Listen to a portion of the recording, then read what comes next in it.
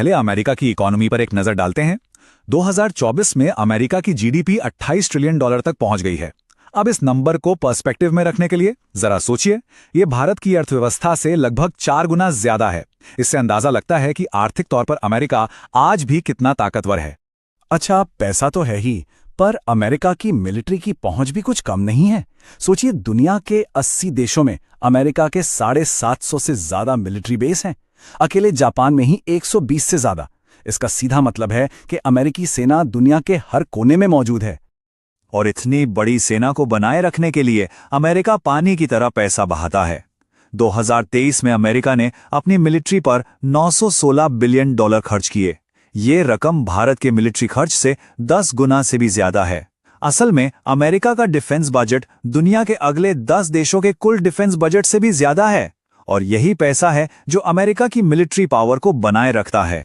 तो जबरदस्त इकोनॉमी, दुनिया भर में मिलिट्री बेस और एक बेहिसाब डिफेंस बजट, यही सब मिलकर अमेरिका को सुपर पावर बनाते हैं। लेकिन असली सवाल तो ये है, क्या ये दबदबे का दौर अब खत्म हो रहा है? क्या दुनिया बदल रही है? आज की इस पड़ताल में हम अमेरिका की पूरी कहानी को समझेंगे। इसकी शुरुआत कैसे हुई, और मजे की बात यह है कि इसका भारत से एक गहरा नाता है। फिर हम जानेंगे कि ये दुनिया पर कैसे हावी हुआ, डॉलर इसकी सबसे बड़ी ताकत कैसे बना, और आज दुनिया में क्या कुछ बदल रहा है। और आखिर में हम ये सवाल उठाएंगे कि भविष्य का वर्ल्ड ऑर्डर कैसा होगा। चलिए कहानी शुरू करते हैं एक बहुत ही मजेदार फैक्ट से। अमेरिका की कहानी असल में भारत के साथ व्यापार करने की एक यूरोपियन जिद से शुरू होती है। बात सदियों पुरानी है। भारत अपने मसालों के लिए और चीन अपने रेशम के लिए पूरी दुनिया में मशहूर था। यूरोपीय व्यापारी तुर्की के रास्ते भारत आते थे, पर फिर हुआ ये कि ऑटोमन साम्राज्य ने इस रास्ते पर कब्जा कर लिया और यूरोप के लोगों को भारत पहुंचने के लिए एक समुद्री रास्ते की तलाश करनी पड़ी। और बस इसी खोज में साल 1492 में क्रिस्टोफर कोलंबस नाम का एक नाविक भारत की तलाश में निकला। लेकिन वो अटलांटिक महासागर पार करके एक नई जमीन पर पहुंच गया। उसे लगा कि उसने भारत को खोज लिया है। इसके बाद तो स्पेन, फ्रांस और ब्रिटेन जैसी यूरोपीय ताकतें इस नए महाद्वीप पर अपनी कॉलोनियां बसाने लगीं और 1700 तक यहां 13 ब्रिटिश कॉलोनियां बन चुकी थीं। तो सवाल ये है कि ये जो कॉलोनियां थीं, ये दुनिया की सबसे बड़ी ताकत कैसे बन गई? चलिए देखते हैं। तो देखिए, पहला कदम था 1783 में, जब इन कॉलोनियों ने ब्रिटेन से आज़ादी हासिल की। फिर 1787 में उन्होंने अपना संविधान बनाया, और इसके बाद इस नए देश अमेरिका ने अपना इलाका बढ़ाना शुरू किया, कहीं जमीन खरीदकर तो कहीं उस पर कब्जा करके। और अमेरिका ने अपना इलाका बढ़ाने के लिए कोई कसर नहीं छोड़ी।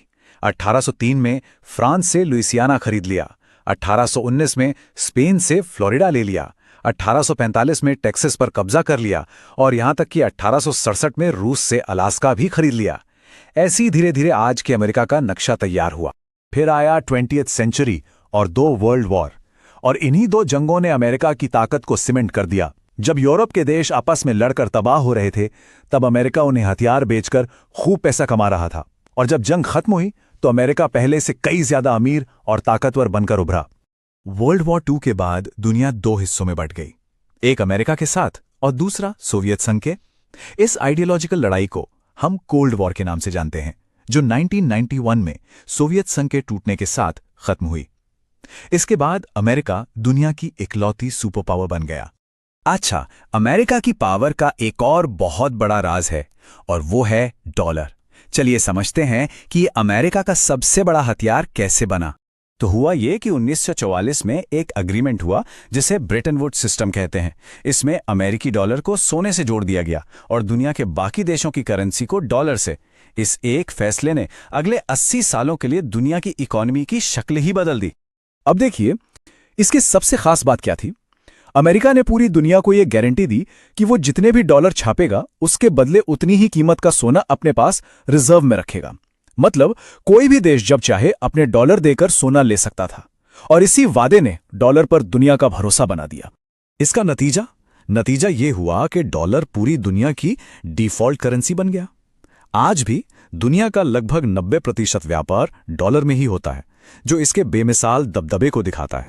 लेकिन आज 21वीं सदी में यह पूरी दुनिया का जो सिस्टम है वो बदल रहा है। नई ताकतें उभर रही हैं और पुराने रिश्ते कमजोर पड़ रहे हैं। और इस बदलाव में सबसे बड़ा प्लेयर है चीन। जहां अमेरिका आज के सिस्टम को बनाए रखना चाहता है, वहीं चीन अपने सिल्क रोड प्रोजेक्ट के जरिए पुराने ट्रेड रूट्स को जिंदा कर रहा है और दूसरे देशों को कर्ज देकर नए इकोनॉमिक दोस्त बना रहा है। चीन की तेजी से बढ़ती इकॉनमी अब सीधे सीधे अमेरिका को टक्कर दे रही है। और मजे की बात तो यह है कि अब अमेरिका के सबसे करीबी दोस्त भी अपनी आजाद पॉलिसीज अपना रहे हैं। फ्रांस अपना अलग रास्ता पकड़ रहा है, जर्मनी चीन से अपनी आर्थिक दोस्ती मजबूत कर रहा है, ऑस्ट्रेलिया ने चीन के साथ फिर से व्यापार शुरू कर दिया है और जापान भी अपनी सेना को फिर से खड़ा कर रहा है। ये सब दिखाता है कि दुनिया अब सिर्फ अमेरिका के इशारों पर नहीं चल रही। सिर्फ अमेरिका के पुराने दोस्त ही नहीं, भारत जैसी आजाद सोच वाली ताकतें भी अब किसी एक ग्रुप का हिस्सा बनने के बजाय अपने देश के फायदे को देखकर खुद अपना रास्ता बना रही हैं। इसका सबसे ताज़ा और बड़ा एग्जाम्पल है रूस यूक्रेन की जंग। जब अमेरिका ने दुनिया से कहा कि रूस पर पाबंदियां लगाओ, तो भारत ने अमेरिका के प्रेशर की परवाह नहीं की और रूस से सस्ते दाम पर तेल खरीदना जारी रखा, बल्कि और ज्यादा खरीदा। इससे साफ हो गया है कि भारत अब अपने हितों को सबसे ऊपर रखता है। तो इन सब बातों का मतलब क्या है? इसका मतलब यह है कि हम एक यूनिपोलर दुनिया से, जहां सिर्फ अमेरिका का राज था, अब एक मल्टीपोलर दुनिया की तरफ तेजी से बढ़ रहे हैं, जहां चीन, भारत, रूस और यूरोप जैसी कई ताकतें अपना अपना दबदबा बनाएंगी। तो आखिर में सबसे बड़ा सवाल यही बचता है, अगर अमेरिकी दबदबा